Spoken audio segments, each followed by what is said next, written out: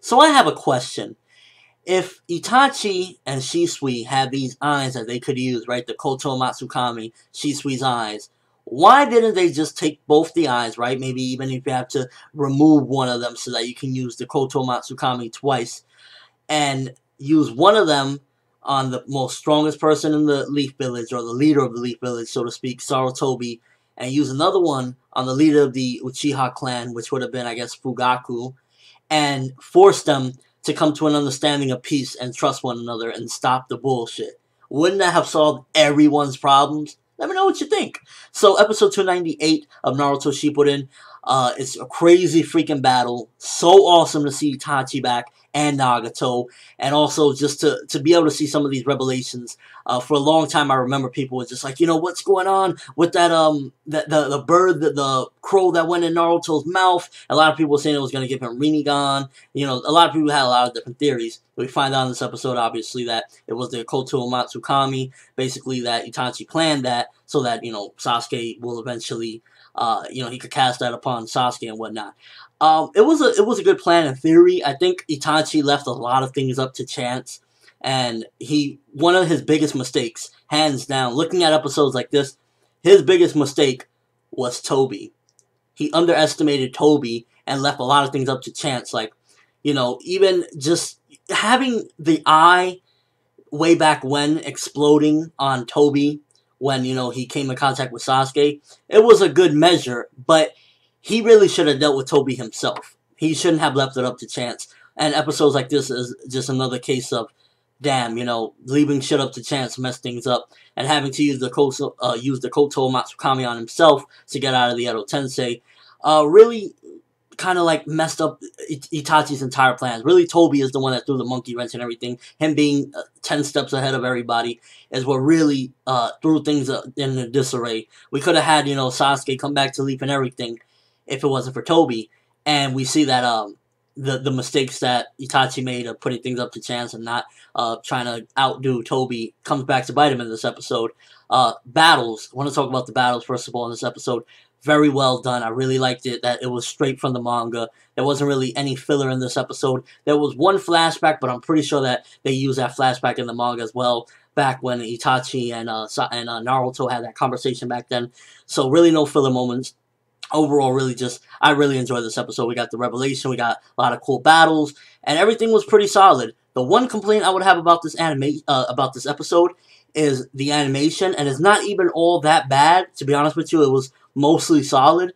The one thing out of everything that I kind of felt like was just out of place for some reason was Itachi himself, as far as the drawings and the animation of him goes. Everyone else, Naruto in his QB mode looked pretty solid. B looked solid for the most part. Nagato looked solid, especially when he drained the chakra. He looked like he was moving fluidly. For some reason, the only one in this entire episode that really just kind of looked a little wonky was Itachi himself. When he was moving, I was looking at the frames, it was just kind of like flashes of light when he was moving his arms and kicking and everything. So that was definitely the downfall of this episode, the slight downfall, so to speak. But it still didn't take away from just the epicness of being able to see Shisui and the flashback, the plans and everything that Itachi put together. And unfortunately, that bastard Toby just ruined everything, because we probably could have had less problems and less Naruto trying to find Sasuke if it wasn't for Toby ruining everything. Toby is the reason why that damn crow couldn't save the world. Why Shisui couldn't be a legend. Well, Shisui's already a legend, but you know what I mean. Overall, again, crazy episode. Love the action. Love the fights. I really wish we would have get special animation for this. I hate to harp on the animation, but there's episodes like this that is some of my favorite content of the war. This is, in my opinion, where the war really takes off. Up until now, we've had some pretty awesome moments here and there.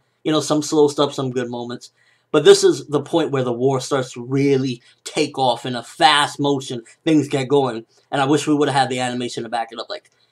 I'm not saying give us Chika Raw Power animation, but give us, some of that special stuff. I want to see some of that really high quality animation. I'm just saying, I don't want to sound like I'm complaining or anything, but I would have liked to at least seen a little bit more of the fancy animation that they can use, and we've seen them being able to use. But I believe this episode was actually outsourced to another studio to animate this for them. So what can you do? Again, overall, really enjoyed the episode. I give it a 4 out of 5.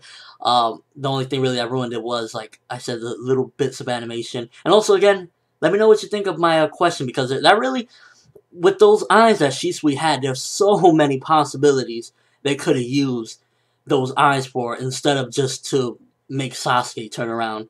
You know, could have used it on the leader of the Uchiha clan and just force him to want to settle things with the Leaf in a peaceful manner at all costs. We could have used that on Toby to stop being a little bitch and sit down. We could have used that on any sorts of things. So it's kind of interesting that the way Itachi was trying to ravel things, and him trying to save his brother kind of messed up his other plans as well. And him trying to save his brother, really, it was like the Leaf or his brother, and helping his brother out, and in turn, like, messed up the Leaf. Of course, there's other things, other factors as well, but Itachi's decisions and, you know, his planning didn't really go so well, and we start to see it in episodes like this, and really enjoyed it. That's all I have for this review. Thanks for watching. Hope you enjoyed. Thumbs up for Itachi and Nagato versus Naruto, because it was crazy. It's just crazy. And the freaking Nagato using the damn push. Also, before I leave, I want to say one more thing.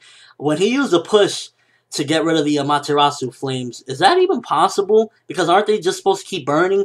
Or since they're flames, they can just be blown away? I don't know. That was just weird to me. But yeah, I'm ForneverWorld, and as always, people, have an awesome day.